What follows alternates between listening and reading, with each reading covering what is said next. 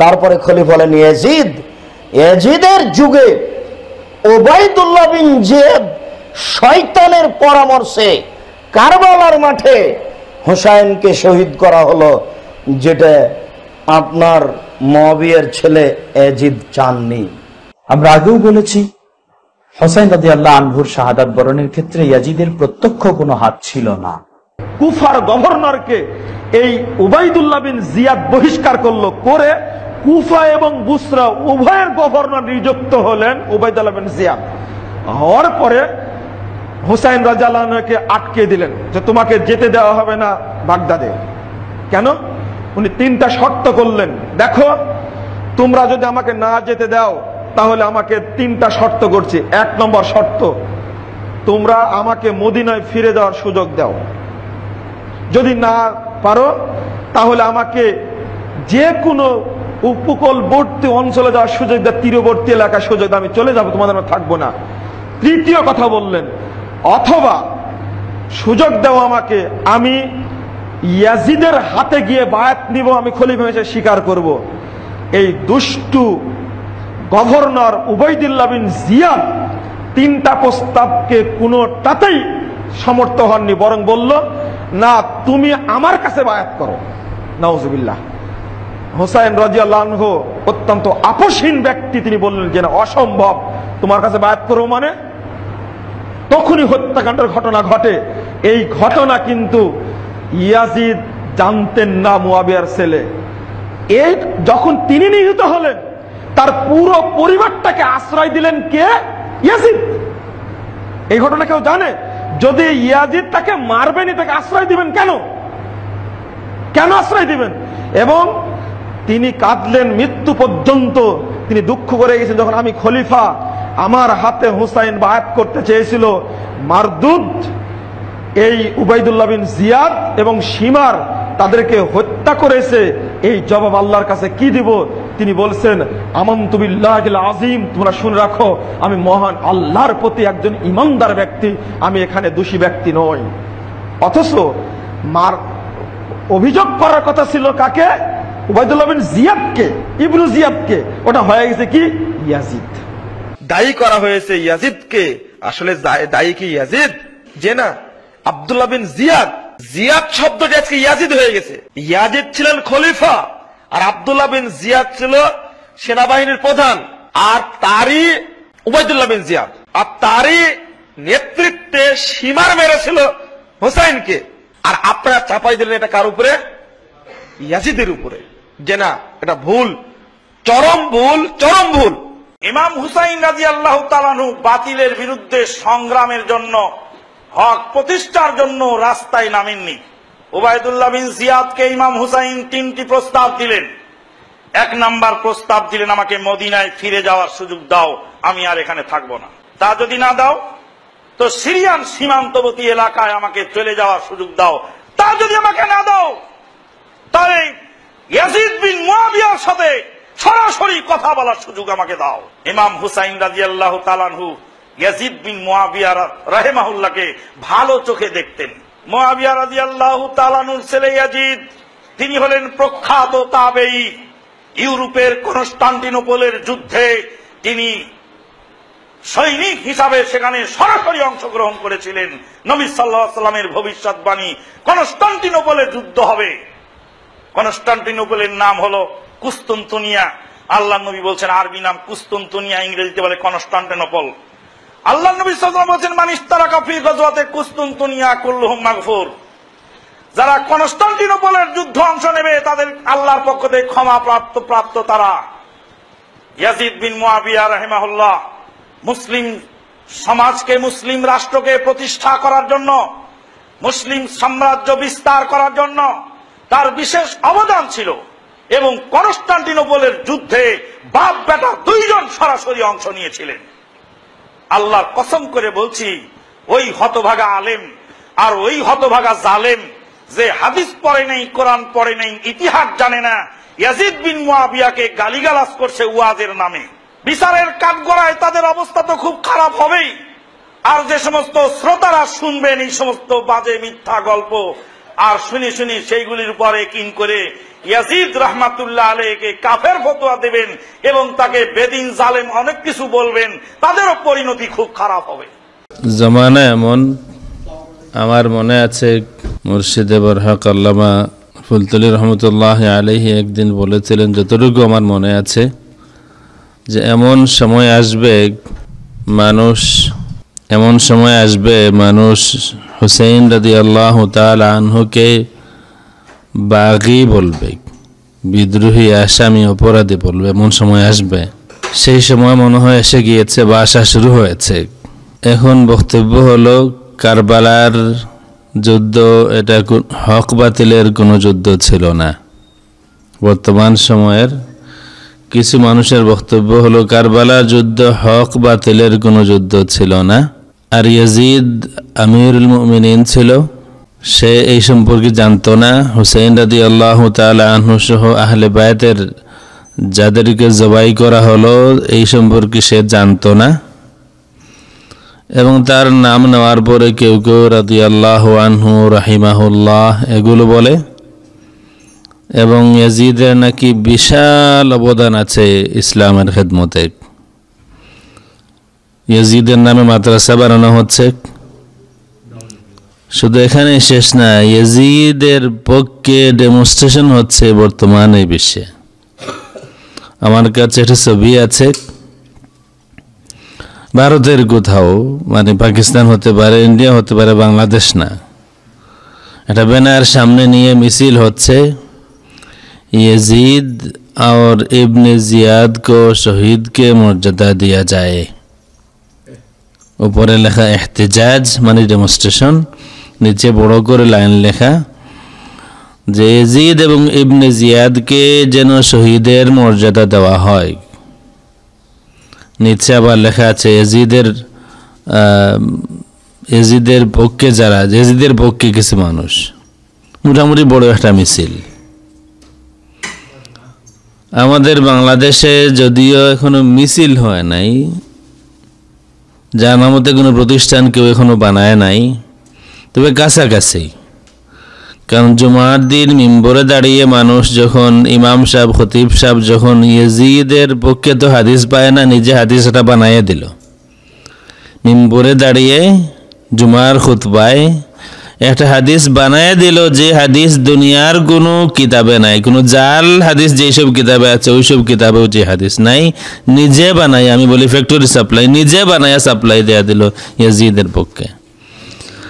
আমি চ্যালেঞ্জ করেছি 1 বছর আগে, গত বছর হজ থেকে আসার পরে এমন দিনে মুহররম মাসের প্রথম সপ্তাহে আমি চ্যালেঞ্জ করেছি, এখনো কোনো জবাব আসে নাই। সম্ভব না। এই হাদিস আমি মামুলি মানুষ, কিন্তু আমি বুঝে শুনে কিছু লেখাপড়া করে বলছে, এটা কোনো হাদিসে নয়, কোনো জাল হাদিসে নয়। অর্থাৎ জাল হাদিস মানুষ বানায়, জাল হাদিস মানুষ বানায়, যা আল্লাহর রসুল বলেন নাই, মানুষ বানায়, বিভিন্ন কারণে মানুষ বানায়। যে যাকে মহব্বত করে তার জন্য জাল হাদিস বানায়, যে যাকে মহব্বত করে তার জন্য জাল হাদিস বানায়, যে যাকে হেট করে তার বিপক্ষেও জাল হাদিস মানুষ বানায়। ইয়াজিদের পক্ষে, ইয়াজিদকে মহব্বত করে জাল হাদিস ইতিপূর্বে কেউ বানাতে পারে নাই। আমাদের বাংলাদেশে এই গত 1-2 বছরের মধ্যে কেউ সাহস করেছে। টোটাল জাল হাদিস। মান ইশতারাকা ফি গাজওয়াতি কুস্তান্তিনিয়া কুল্লুহুম মাগফুর, এই শব্দে কোনো জাল হাদিসও নাই, সহি হাদিস তো নাই, কোনো জাল হাদিসও নাই, কোনো কিতাবে নাই। নিজে বানায়া মিম্বরে দাঁড়িয়ে মানুষকে ধোঁকা দিল,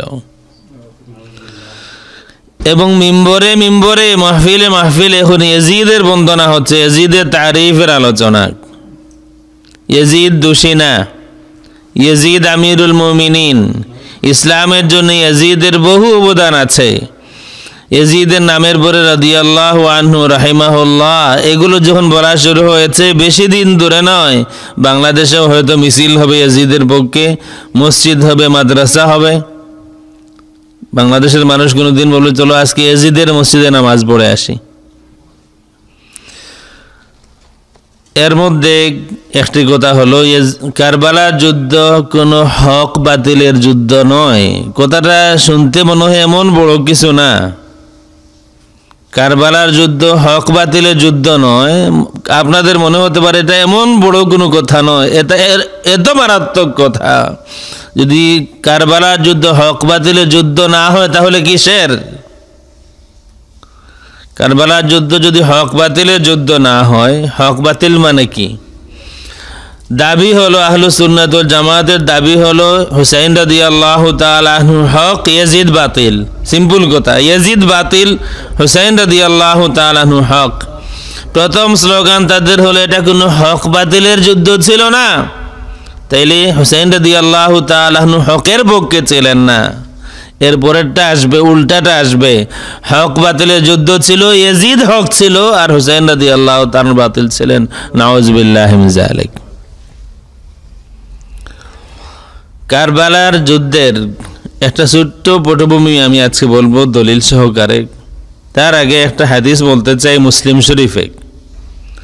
মুসলিম শরীফের শুরুতে শুকরিয়া আহলুস সুন্নাত ওয়াল জামাতের মুহাদ্দিসিন ইমামদেরকে। হাদিস বয়ান করার সময় এমনভাবে বয়ান করেন তার নিজের পরিচয় দেয়া দেন হাদিস বয়ানের মাধ্যমে। হাদিসে যোগ বিয়োগ করা যাবে না, কিন্তু হাদিসটা এমনভাবে বয়ান করেন প্রমাণ হয়ে যায় তিনি কে ছিলেন। ইমাম মুসলিম রহমতুল্লাহ আলাইহি আল্লাহর হাবিবের নসবের আলোচনা করছেন। আল্লাহর হাবিবের পাক নসব, ফজিলতওয়ালা নসব, দুইটা হাদিসে বয়ান করেন। একটা হাদিস, যে হাদিসে আল্লাহর হাবিব বলেছেন আমাকে নির্বাচিত করা হয়েছে। ইসমাইল আলাইহিস সালামের আওলাদদের মধ্য থেকে কিনানাকে নির্বাচন করা হয়েছে, কিনানার থেকে কোরাইশকে নির্বাচন করা হয়েছে, কোরাইশ থেকে বনু হাশিমকে নির্বাচন করা হয়েছে, মনোনীত করা হয়েছে মুখতার, আর বনু হাশিম থেকে আমাকে মনোনীত করা হয়েছে। এই প্রথম হাদিস। এরপরের হাদিস হলো আল্লাহর হাবিব সাল্লাল্লাহু আলাইহি ওয়া আলিহি ওয়াসাল্লাম বলছেন যে মক্কা শরীফে এমন একটি পাথর আছে আমি এখনো চিনি, যেই পাথরটা জুহুরে নবুয়তের আগে, রিসালতের ওহী আসার আগেও আমাকে সালাম দিত, আমি এখন ওই পাথরটাকে চিনি। আমি হয়রান যে এখানে রসুলের নসবের আলোচনা হচ্ছে। চ্যাপ্টার হলো বাবু নাসাবিন নবী সাল্লাল্লাহু আলাইহি ওয়া আলিহি ওয়াসাল্লাম। আল্লাহর হাবিবের নসবের আলোচনা হচ্ছে, এখানে ওই হাদিস কেন? নসবের সাথে আপনারা আশা করি নসব বুঝেন। নসব মানে বংশ পরিক্রমা, উপরের দিকে যাবে আল্লাহ রসুল, তারপরে আব্দুল্লাহ, আব্দুল মুত্তালিব, এটা হচ্ছে নসব। আলোচনা হচ্ছে নসবের। আর ইমাম মুসলিম রাদিয়াল্লাহু তাআলা হাদিস বয়ান করতেছেন, আল্লাহর হাবিব বলছেন আমি একটি পাথর এখনো চিনি, যেই পাথর ওহী নাজিল হওয়ার আগেও আমাকে সালাম করত। আমি যেটুকু বুঝেছি, ইমাম মুসলিম রহমতুল্লাহ আলাইহি এই কথা বোঝাতে চেষ্টা করেছেন পাথর সবাইকে সালাম দেয় না, পাথর সবাইকে সালাম দেয় না। নাপাক নসবের কাউকে পাথর সালাম দিতে পারে না। নাপাক নসবের, যা জন্মে দোষ আছে এমন কাউকে পাথর সালাম দিতে পারে না। একটা হাদিস মুসলিম শরীফে বাব মানাকিব আলী একেবারে শুরুর দিকে, মানে সরি কিতাবুল ঈমানের শুরুর দিকে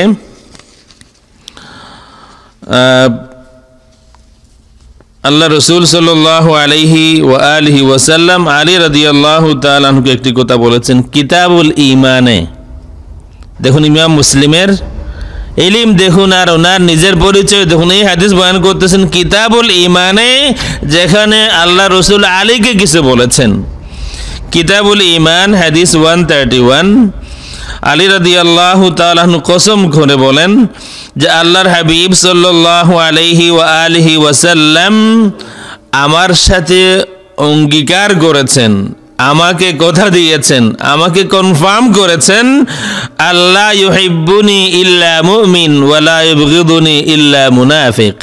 আল্লাহর হাবিব সাল্লাল্লাহু আলাইহি ওয়া আলিহি ওয়াসাল্লাম আলী রাদিয়াল্লাহু তাআলা আনহুকে বলেছেন আলী লা ইউহিব্বুকা ইল্লা মুমিন ওয়া লা ইবগিদুকা ইল্লা মুনাফিক।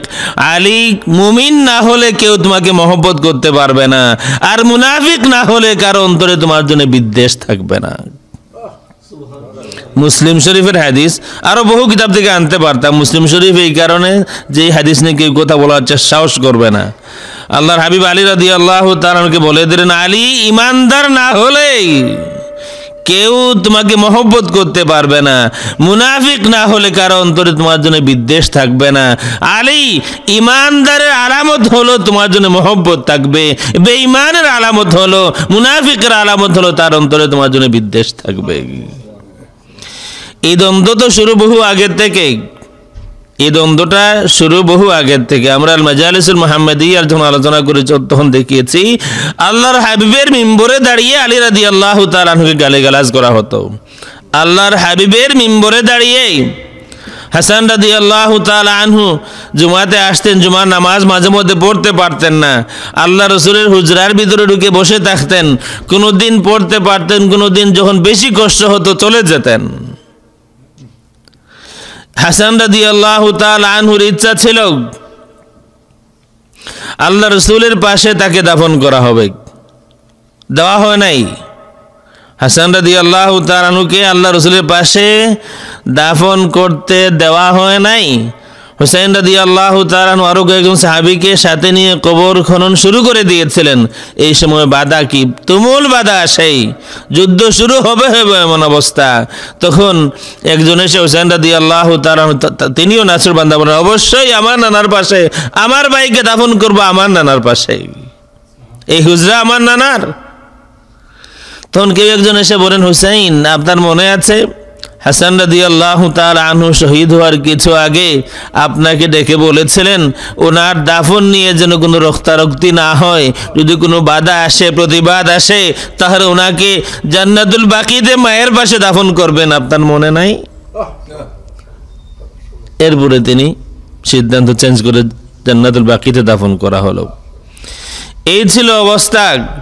মুসলিম শরীফের হাদিস বললাম, কিতাবুল ঈমান হাদিস নাম্বার 131। আল্লাহর হাবিব আলী রাদিয়াল্লাহু তাআলা আনহুকে বলেছেন, ইমানদার না হলে কেউ তোমাকে মহব্বত করতে পারবে না, আর মুনাফিক না হলে কারো অন্তরে তোমার জন্য বিদ্বেষ আসবে না। ইমানদারের আলামত হলো, ইমানদারের আলামত হলো আলীকে মহব্বত করা, আর মুনাফিকের আলামত হলো আলী রাদিয়াল্লাহু তাআলা আনহু তথা আহলে বায়তের প্রতি অন্তরে বিদ্বেষ রাখা। এই হাদিস দিয়ে আজকে শুরু করতে চাই। ইমাম শাফি রহমতুল্লাহ আলাইহি আহলুস সুন্নাত ওয়াল জামাতের একজন ইমাম বড় সুন্দর একটি কথা বলেছেন। ওনার একটা কিতাব আছে দিওয়ানুশ শাফিঈ। এই কিতাবে ইমাম শাফি রহমতুল্লাহ আলাইহি একটি শের বলেছেন,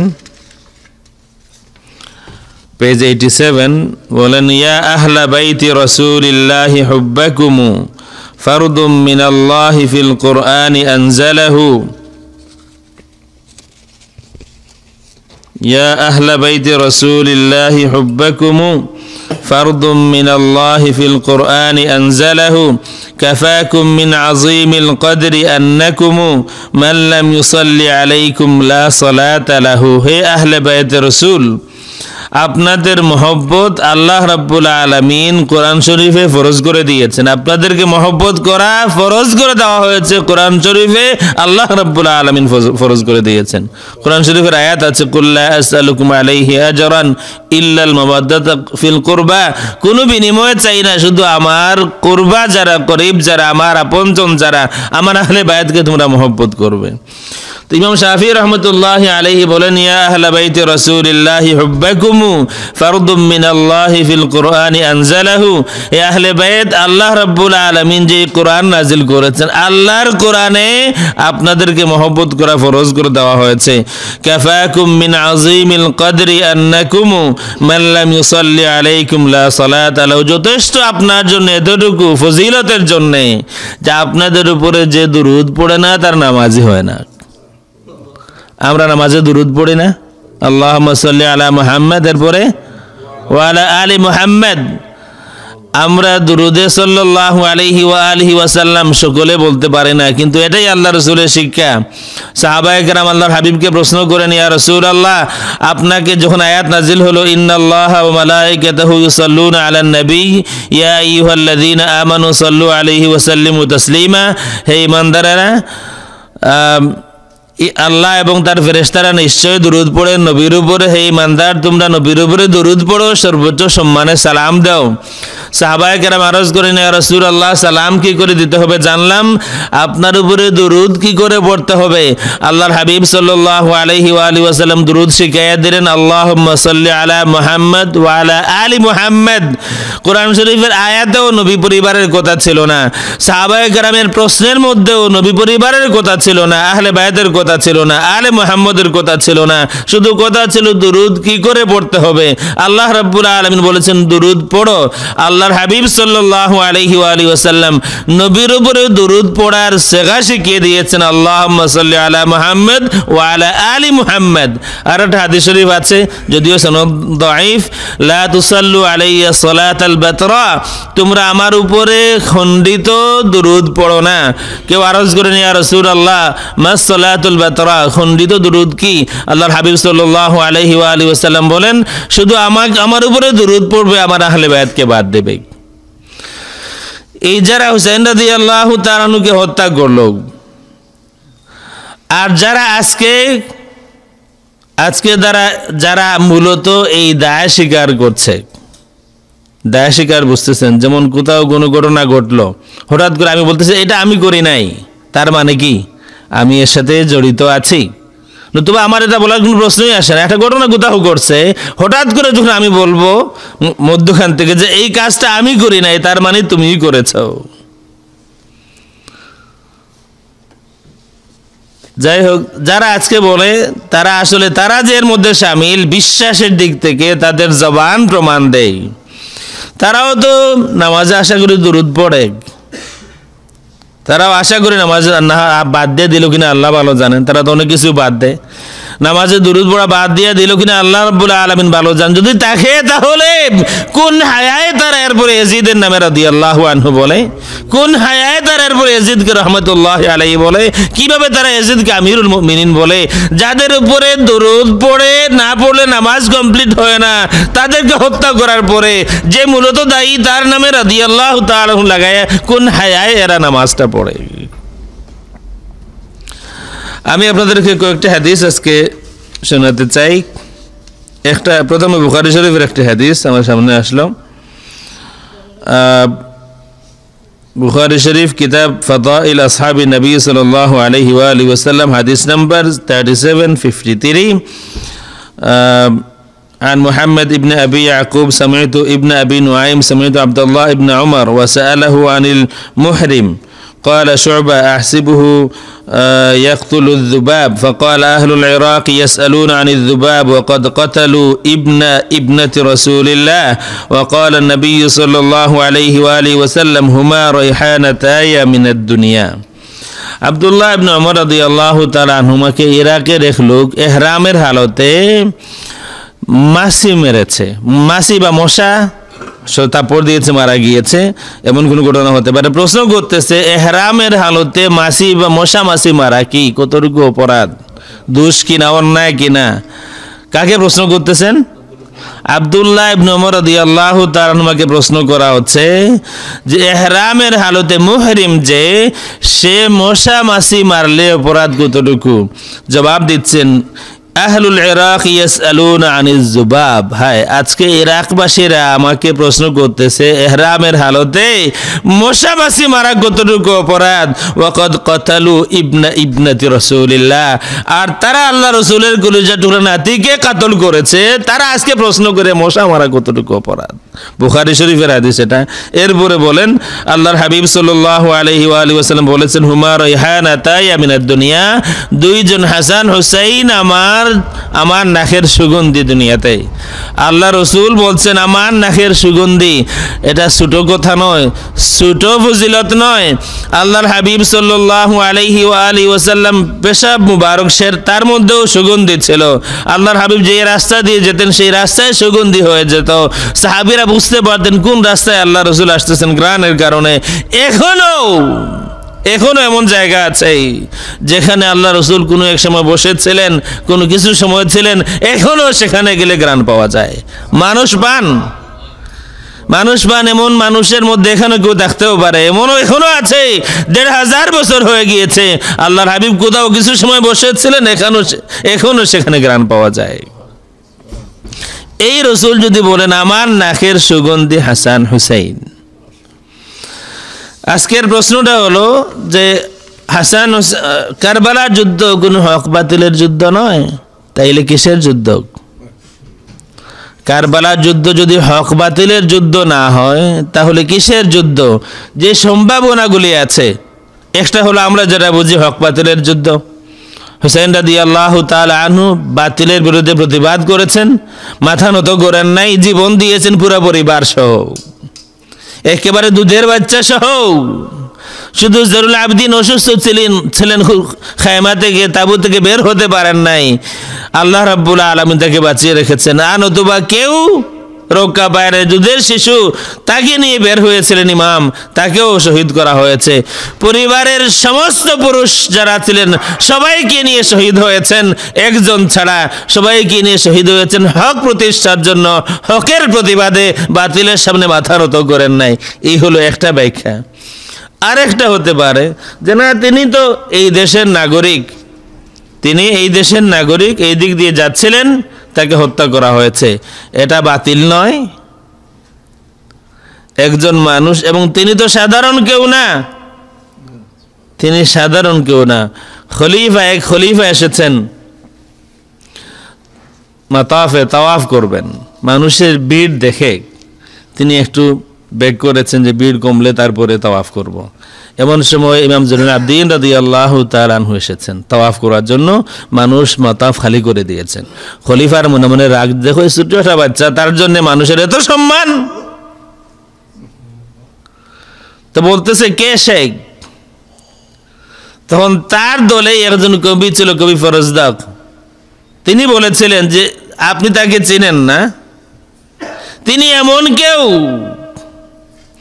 যিনি মাটিতে কদম রাখলে, মাটিতে শুধু কদম রাখলে, এটা হরম হোক আর হিল হোক, হরমের এরিয়া হোক আর হরমের বাইরে হোক, যিনি মাটিতে কদম রাখলেই মাটি চিনতে পারে তিনি কে। আপনি তাকে চেনেন না। লম্বা একটা কবিতা বলেছিলেন ফরজদাক। এই ফরজদাক সেই কবি যিনি হুসাইন রাদিয়াল্লাহু তাআলা আনহুর সাথে যখন দেখা হলো রাস্তায়, তখন জানতে চেয়েছিলেন কুফার অবস্থা। তখন তিনি বলেছিলেন কুলুবুহুম মাআকা ওয়া সুয়ুফুহুম মা বানি উমাইয়া। ইমাম, কুফার মানুষের অবস্থা হলো তাদের অন্তর আপনার সাথে, তলোয়ার বনু উমাইয়ার সাথে, তলোয়ার ইয়াজিদের সাথে, অন্তর আপনার সাথে, তলোয়ার তারা ব্যবহার করবে, এই ইঙ্গিত তিনি দিয়েছিলেন। আসুন আমরা কিছু তাত্ত্বিক আলোচনা। হুসাইন রাদিয়াল্লাহু তাআলা আনহু মদিনা শরীফে, ইয়াজিদ মুআবিয়া রাদিয়াল্লাহু তাআলা আনহুর ওফাত হলো, ইয়াজিদ খলিফা, তাদের পক্ষ থেকে নির্বাচিত হলো। মদিনা শরীফের গভর্নর ওয়ালিদ ইবনে উতবা চিঠি আসলো মদিনা শরীফে ইয়াজিদের পক্ষ থেকে, খুব গরম ফরমান, বাধ্য করো তাদেরকে, বিশেষ করে কুরাইশ থেকে শুরু করবা, তাদেরকে বাইআতে বাধ্য করো। ইয়াজিদ ইবনে উতবা সে তখন গভর্নর।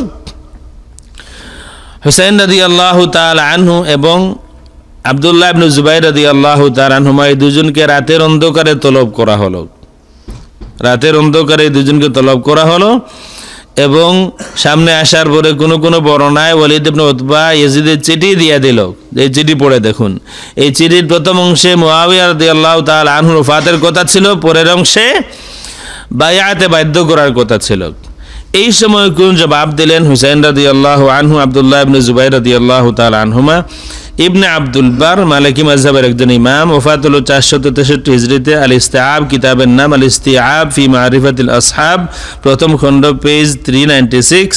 তিনি এখানে বলছেন যে দুইজন জবাব দিলেন, মিসলুনা লা ইউবাইউ সিররান ওয়ালাকিন্নানা নুবাইউ আলা রুউসিন নাসি ইযা আসবাহনা।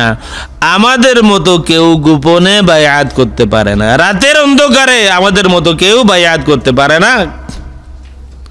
তাদের কৌশল ছিল রাতের অন্ধকারে ফোর্স করে এই দুজনকে বায়াতে বাধ্য করা।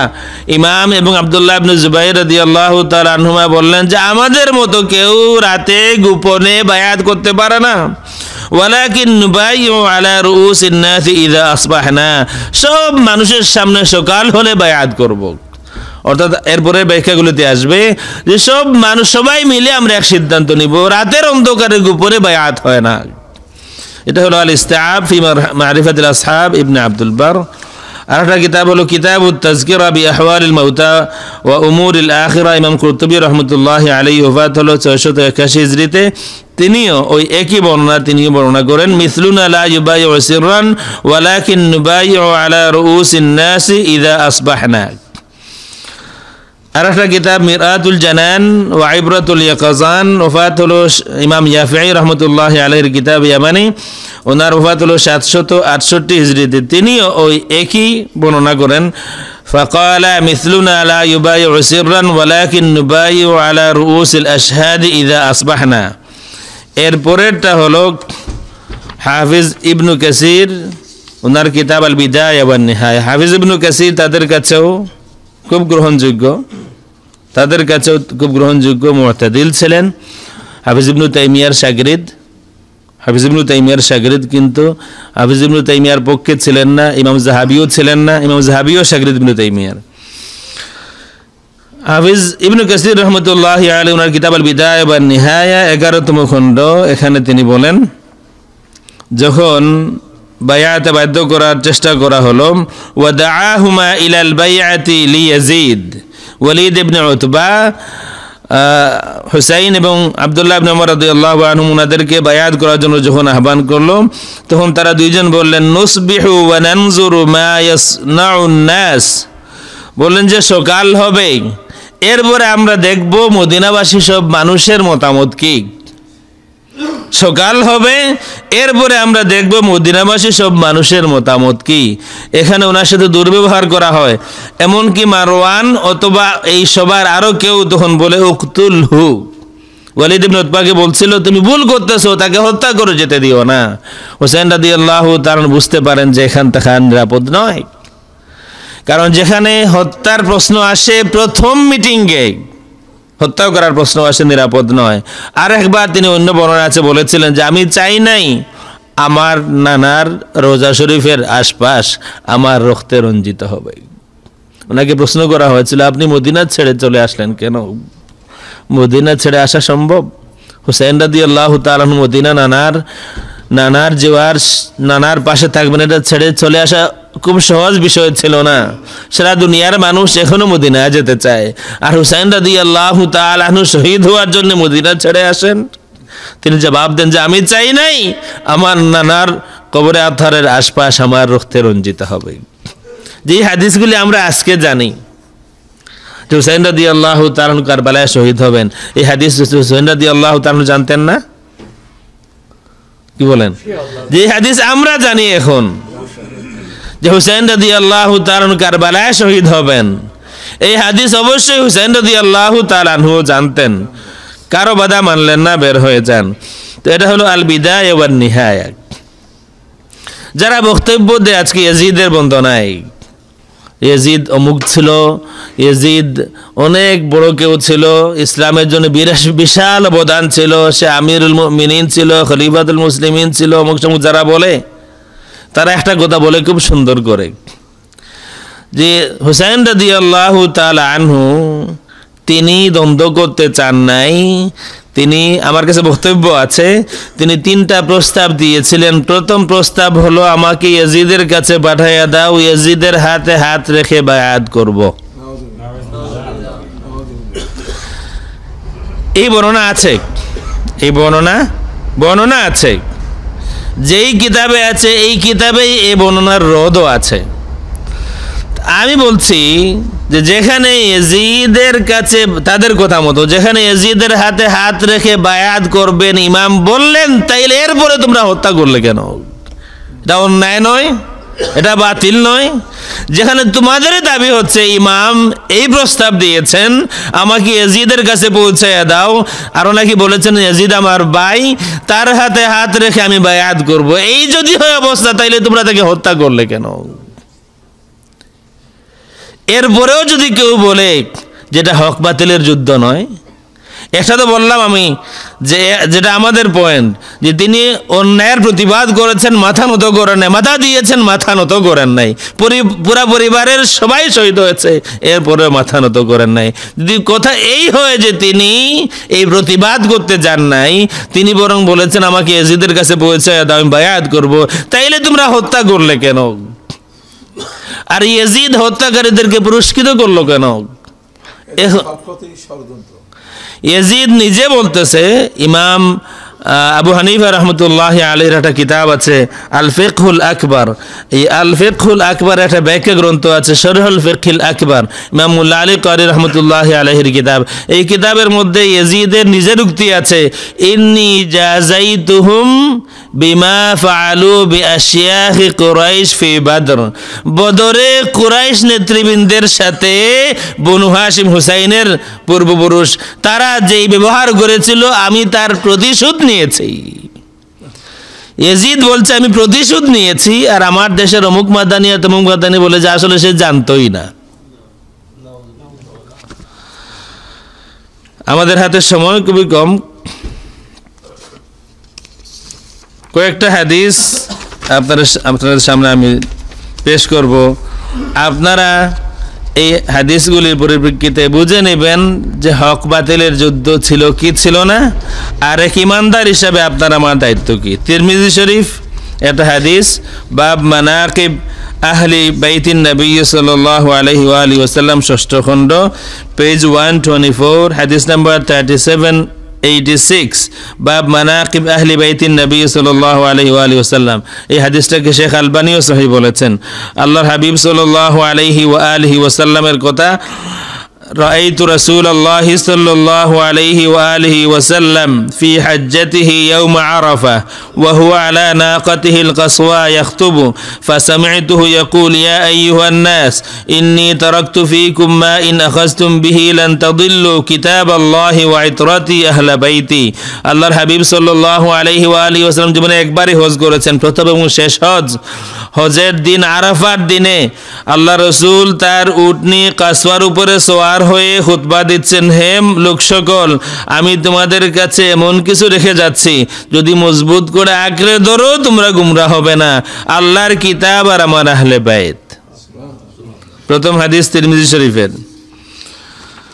আর একটা হাদিস, এটাও তিরমিজি শরীফের, এটাকেও শেখ আলবানী সহিহ বলেছেন, 3788। আল্লাহর হাবিব সাল্লাল্লাহু আলাইহি ওয়া আলিহি ওয়াসাল্লাম বলেন, যায়েদ ইবনে আরকাম রাদিয়াল্লাহু তাআলা থেকে বর্ণিত, ইন্নী তারিকুন ফীকুম মা ইন তামাসসাকতুম বিহি লান তাদিল্লু বা'দি আহাদুহুমা আ'যামু মিনাল আখার কিতাবুল্লাহি হাবলুম মামদুদুম মিনাস সামাই ইলাল আরদ ওয়া ইতরাতি আহলি বাইতি ওয়া লান ইয়াতাফাররাকা হাত্তা ইয়ারিদা আলাইয়াল হাউদ ফানজুরু কাইফা তাখলুফুনি ফীহিমা।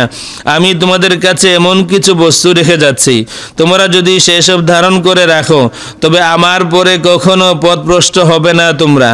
এর একটি আরেকটির চেয়ে মহান, তা হলো আল্লাহর কিতাব, আকাশ থেকে জমিন পর্যন্ত এক সুদৃঢ় রজ্জু, আর আমার পরিবার, আমার আহলে বাইত হাউজে কাউসারে আমার কাছে আগমন করা পর্যন্ত এরা আর বিচ্ছিন্ন হবে না কখনো।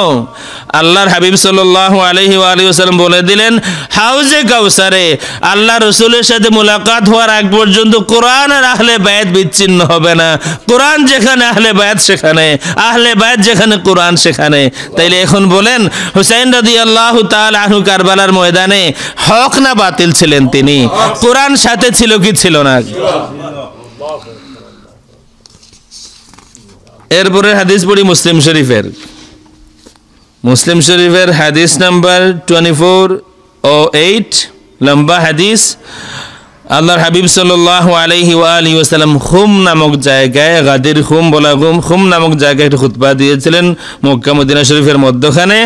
আম্মা বা'দু আলা আইয়ুহান নাস ফা ইন্নামা আনা বাশারুন ইউশিকু আন ইয়াতিয়া রাসূলু রাব্বি ফাউজিব ওয়া আনা তারিকুন ফীকুম সাকালাইন আউয়ালুহুমা কিতাবুল্লাহ ফীহিল হুদা ওয়ান নূর فخذوا بكتاب الله واستمسكوا به، فحث على كتاب الله ورغب فيه، ثم قال وأهل بيتي أذكركم الله في أهل بيتي أذكركم الله في أهل بيتي أذكركم الله في أهل بيتي। আল্লাহর হাবিব সাল্লাল্লাহু আলাইহি ওয়া আলিহি ওয়াসাল্লাম বলেন, হে লোক সকল, আমি অচিরেই বিদায় নিতে যাচ্ছি। আমি তোমাদের কাছে দুটি হেভি জিনিস রেখে যাচ্ছি। একটা হলো আল্লাহর কিতাব, যাতে হেদায়েত এবং নূর আছে, মজবুত করে এই কিতাব আঁকড়ে ধরো। এরপরে আল্লাহর হাবিব সাল্লাল্লাহু আলাইহি ওয়া আলিহি ওয়াসাল্লাম কোরআন শরীফ যাতে মানুষ আপন করে নেয়, এর ফজিলতে অনেক কথা বললেন। এরপরে বললেন ওয়া আহলু বাইতি, আর আমার আহলে বাইত, উযাক্কিরুকুমুল্লাহু ফি আহলি বাইতি, তিনবার বললেন তোমরা হুঁশিয়ার, আমি তোমাদেরকে স্মরণ করিয়ে দিয়ে যাচ্ছি, আমি তোমাদেরকে স্মরণ করাইয়া দেই আমার আহলে বাইতের হকের ব্যাপারে। আল্লাহর হাবিব সাল্লাল্লাহু আলাইহি ওয়া আলিহি ওয়াসাল্লাম এই কথা তিনবার বললেন মুসলিম শরীফে। মুস্তাদরাক হাকিম, সেখানে একটি হাদিস শরীফ আছে, আল্লাহর হাবিব সাল্লাল্লাহু আলাইহি ওয়া আলিহি ওয়াসাল্লাম বলেন, ফালাউ আন্না রাজুলান সাফানা বাইনা আর-রুকনি ওয়াল মাকাম ফাসাল্লা ওয়া সামা থুম্মা লাকিয়া আল্লাহ ওয়া হুয়া মুবগিদুন লিআহলি বাইতি মুহাম্মদ দাখালা আন-নার। মুস্তাদরাক হাকিম, হাদিস সম্পর্কে ইমাম হাকিম বলেন, হাযা হাদিসুন হাসানুন সহিহ আলা শারতি মুসলিম, ইমাম মুসলিমের শর্তে হাদিস সহিহ, সুতরাং কোনো শকশুবা নাই, হাদিসটা সহিহ। আল্লাহর হাবিব বলেন, কোনো মানুষ যদি তার ঠিকানা বানায় নেয়, মাকামে ইব্রাহিম আর হাজারে আসওয়াদের মধ্যখানে যদি কেউ তার ঠিকানা বানায় আনে, মানে মক্কা শরীফে, হারাম শরীফে, আল্লাহর ঘরের আশেপাশে সব থেকে দামি জায়গা হলো আল্লাহর ঘরের দরজার সামনে। আল্লাহর ঘরের দরজার সামনে সব থেকে দামি জায়গা। এখানে হজরে আসওয়াদ আছে, এখানে মুলতাজাম আছে, এখানে বাবে কাবা আছে, এখানে মাকামে ইব্রাহিম আছে, ঠিক নিচে জমজম আছে। আল্লাহর হাবিব সাল্লাল্লাহু আলাইহি ওয়া আলিহি ওয়াসাল্লাম বলেন, কেউ যদি এখানে তার ঠিকানা বানিয়ে নেয়, এখানেই নামাজ পড়ে, এখানেই রোজা রাখে, তার পুরা জিন্দেগি এখানে কাটায় এবং এরপরে মারা যায়, আর তার অন্তরে আমার আহলে বায়তের কারোর প্রতি সামান্যতম বিদ্বেষ আছে, তার ঠিকানা জান্নাত হবে না, তার ঠিকানা জাহান্নাম হবে। আর একটা হাদিস শরীফ, এটাও সহিহ, আল্লাহ হাবিব সাল্লাল্লাহু আলাইহি ওয়া আলিহি ওয়াসাল্লাম সম্পর্কে, নাযারান নাবিয়্যু ইলা আলী ওয়া ফাতিমা ওয়াল হাসান ওয়াল হুসাইন, আল্লাহর হাবিব আলী, ফাতিমা, হাসান, হুসাইনের দিকে নজর করে বলতেছেন, আনা হারবুন লিমান হারাবাকুম ওয়া সিলমুন লিমান সালামাকুম, হে আলী, হে ফাতিমা, হে হাসান, হুসাইন, যারা তোমাদের সাথে যুদ্ধ করে, আমি তাদের বিরুদ্ধে যুদ্ধ ঘোষণা করি। আনা হারবুন লিমান হারাবাকুম ওয়া সিলমুন লিমান সালামাকুম, যে তোমাদের সাথে শান্তির ব্যবহার করে, আমি তাদের জন্য তাদের সাথে শান্তির ব্যবহার করব, আর যে তোমাদের সাথে যুদ্ধের ব্যবহার করে, যুদ্ধ করে, আমি নবী তাদের সাথে যুদ্ধ ঘোষণা করি। এবার বলেন, কারবালার ময়দানে হুসাইন রাদিয়াল্লাহু তাআলা আনহু নবী হুসাইনের পক্ষে না ইয়াজিদের পক্ষে? শুধু এটা নয়, হুসাইন রাদিয়াল্লাহু তাআলা আনহুর রক্ত একটা বোতলে হাদিস শরীফের মধ্যে আছে। কেউ আল্লাহর হাবিবকে খাবে দেখেন, ইয়া রাসূলুল্লাহ, বড় পেরেশান, চুল উস্কো কুস্কু, চেহারার মধ্যে বালি লেগে আছে, একটা বোতলের মধ্যে লাল কিছু আছে। আল্লাহর হাবিব সাল্লাল্লাহু আলাইহি ওয়া আলিহি ওয়াসাল্লাম বলেন, শাহিদতু কাতলাল হুসাইনি আনিফা, কিছুক্ষণ আগে আমার সামনে হুসাইনকে হত্যা করা হলো, এই বোতলে হুসাইন আর তার সাথীদের রক্ত জমা করে নিয়ে এসেছে।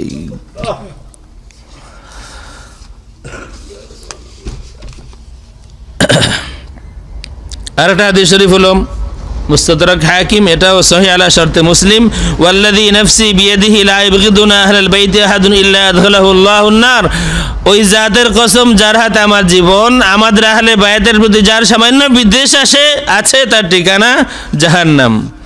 মুস্তাদরাক হাকিম। আল্লাহ রাব্বুল আলামিন আমাদেরকে আহলে বায়াতের হক জানার তৌফিক দিন। একটা হাদিস শরীফ আছে, আল্লাহর হাবিব বলেছেন, এই হাদিস শরীফটা ইমাম তাবারানী রাহমাতুল্লাহি আলাইহি বর্ণনা করেছেন। যতটুকু মনে আছে, আল্লাহর হাবিব সাল্লাল্লাহু আলাইহি ওয়া আলিহি ওয়াসাল্লাম বলেন, কিয়ামতের দিন 4টা প্রশ্নের জবাব দেওয়ার আগ পর্যন্ত কোনো আদম সন্তান, কোনো ইমানদার 2 পা নড়াতে পারবে না। সর্বশেষ প্রশ্ন হলো ওয়ান হুব্বিনা আহলিল বাইত, এক প্রশ্ন হলো উমরিহি ফিমা আফনা, আমাদের জীবন কোথায় নষ্ট করেছি, ওয়ান জাসাদিহি ফিমা আবলা, আমাদের দেহ, আমাদের যৌবন কোথায় নষ্ট করেছি, আর আরেকটা হলো, তৃতীয় প্রশ্ন হলো আমাদের সম্পদ কেমনে সংগ্রহ করেছি, কোথায় ব্যয় করেছি। চতুর্থ প্রশ্ন হলো ওয়ান হুব্বিনা আহলাল বাইত, আহলে বায়াতের মহব্বতের ব্যাপারে শেষ প্রশ্ন, আহলে বায়াতকে মহব্বত করেছিলে কিনা, এখন করো কিনা সেটা নয়। আল্লাহ রাব্বুল আলামিন খুব চালাক, যদি বলতেন কিয়ামতের দিন যে তোমার অন্তরে আহলে বায়াতের মহব্বত আছে কিনা, সবাই বলতাম আল্লাহ কি বলেন, আহলে বায়াত মানে জান দিয়ে দেবো। কিন্তু আল্লাহ রাব্বুল আলামিন সেখানে নয়, দুনিয়ায় দেখা অবস্থায় অন্তরে আহলে বায়াতের মহব্বত ছিল কিনা, যার অন্তরে ছিল সে বলবে হ্যাঁ, যার অন্তরে ছিল না সে পারবে না।